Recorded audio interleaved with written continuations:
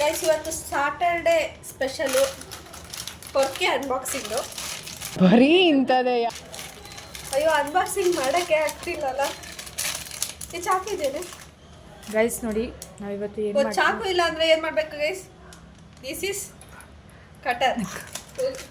ಇದು ನೈಲ್ ಕಟರಲ್ಲಿ ನಾವು ಇವಾಗ 5 ಮಿನಿಟ್ಸ್ ಹ್ಯಾಕ್ ಮಾಡ್ತಿದ್ದೀವಿ ಗೈಸ್ ಇದನ್ನು ಕಟ್ ಮಾಡೋಕ್ಕೆ. It works. ಇದು ಆಕ್ಚುಲಿ ಚೆನ್ನಾಗಿರೋದು. ನಾವು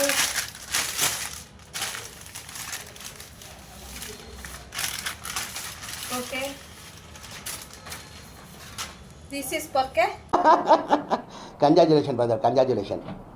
ಓಕೆ, ಎಷ್ಟು ಸ್ಟಾರ್ ಕೊಡೋಕೆ ಇಷ್ಟಪಡ್ತೀರಾ ಗೈಸ್ ನೀವು? ಯಾವ ಇವೆಲ್ಲ